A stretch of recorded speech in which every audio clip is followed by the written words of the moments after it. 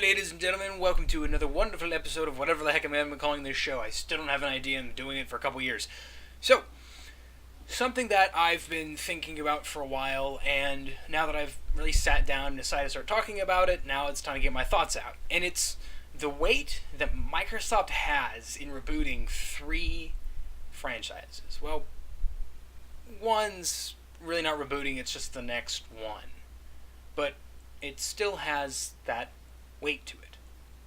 Now, I should probably preface this by saying that I've always been of the belief that every game, no matter what, if it's part of a franchise or not, should be individually judged.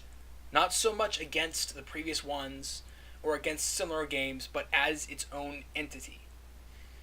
And, at that point you have to get into the sort of idea of, well, then how do we know what's good and what's bad? And at that point, yes, you have to start comparing it, and that's definitely part of it. But looking at a game as it changes over time and then saying that I don't like this, to me seems weird. But at the same time, it's sort of a hypocritical comment. When I played Gears of War Judgment, it was like, this feels weird.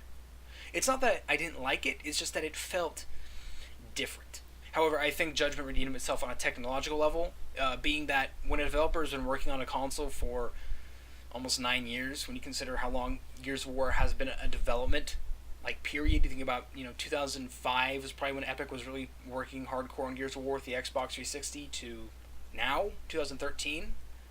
That's a lot of time for a company to get really good at making something on a console that the hardware hasn't changed, the software has changed, but the hardware has remained largely the same.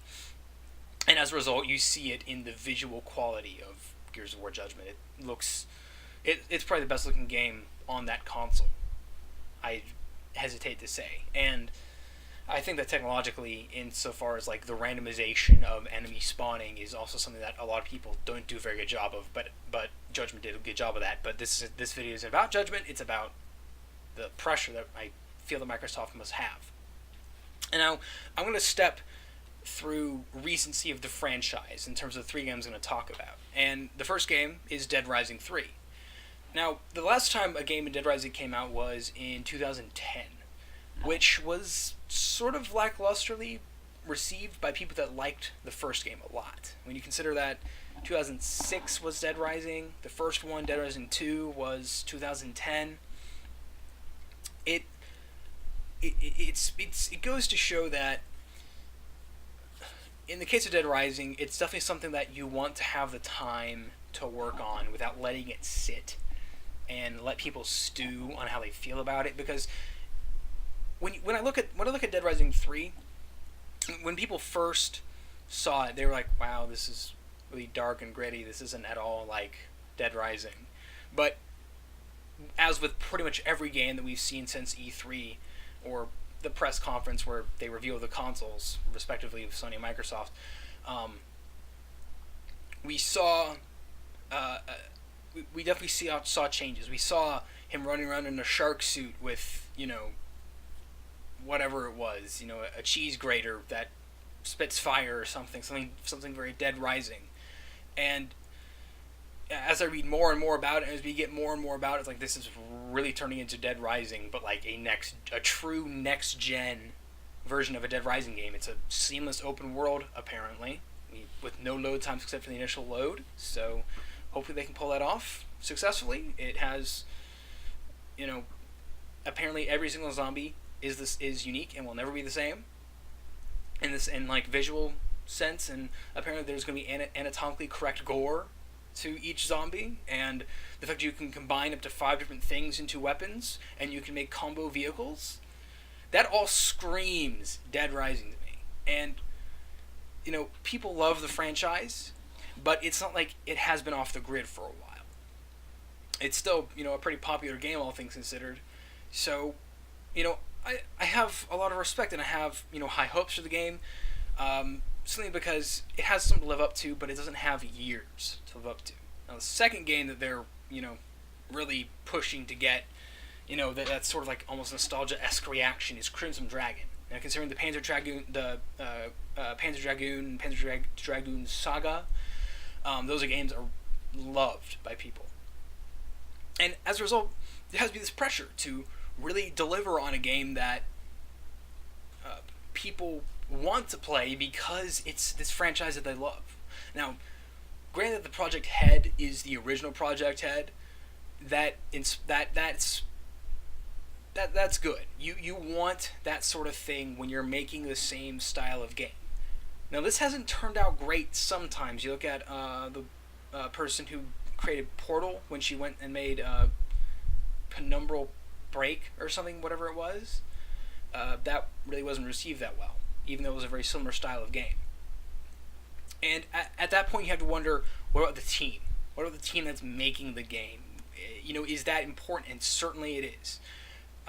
We haven't seen that much gameplay footage. Now, I've seen on YouTube that you can go find people that have played Crimson Dragon, but it's just not as spread of a game as compared to some of the other games that Microsoft has been showing, like Forza, which is pretty much been day one. They're sort of like, this is the Xbox One game to show the power of the console and what their cloud computing that they're really, really hyping on, and the rumble triggers and over Xbox Live and all this sort of stuff. It's something that they're really building off of.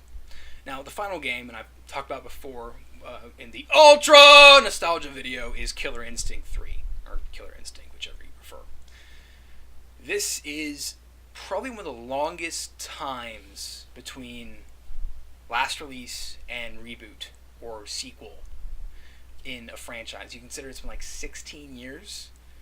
I mean, certainly there have been, gaps between releases of games before, but this is 16 years at least. That's just, that's over 75% of my lifespan, to give you a good estimate as to how old I am.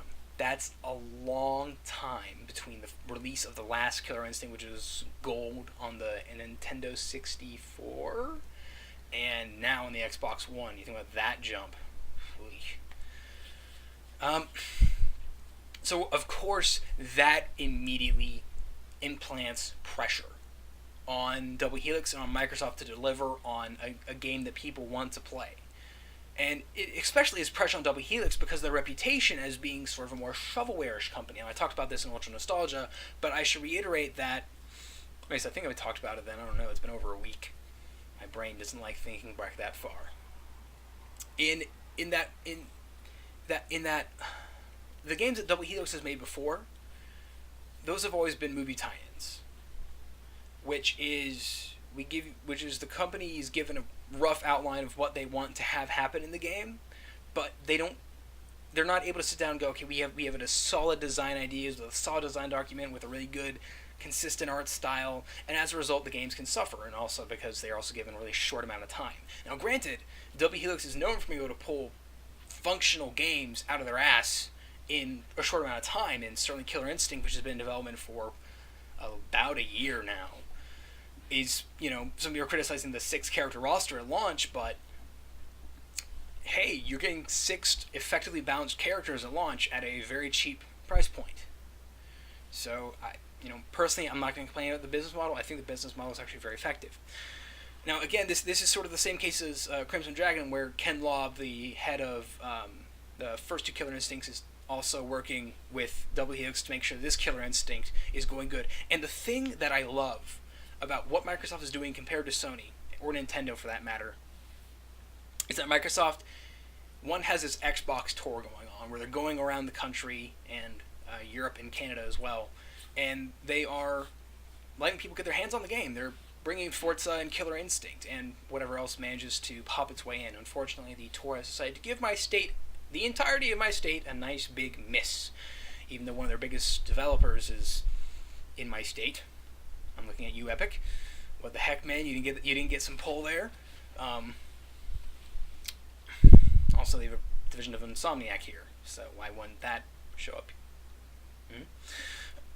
But the other thing is, they've been doing these weekly live streams where they'll spend an hour playing Killer Instinct, showing people updates, showing them we've changed this about a graphic style, we've added this to we've added this particle effect, we've changed this about music, we've made it so that this works a little differently. They've been answering questions. They also do this with Project Spark, which is easily the most unique game at launch of, well, it's probably the most unique game at the beginning of this console generation in general. I mean, compared to everything else, this is a game where you get to do your own shit. It's sort of like Minecraft, but in a very different manner. But it's also like accessible to mod, which is something that you never get is modding accessibility on a console. That's just like, what the fuck is that, dude? So I can only hope that the people at Microsoft Studios and at the respective companies, the Capcom Vancouver, whatever the Crimson Dragon studio is, which escapes me for the moment, and Double Helix, I hope that all three of those companies are able to deliver on reboots or sequels to games that have such reputations, and that people are able to accept that these games are new. But they should feel like they aren't. But they should. Which is this weird, sort of like double standard we all have for games. But we all have it, don't we? Nope. That's all the time I have for today. I hope that what I've talked about has given you something to think about. Because it's certainly given me a lot to think about. And the more I think about what I've just talked about, especially when I mentioned Project Spark, the more ideas it gives me. Well, I'm done. Thank you very much for watching, and I shall see all of you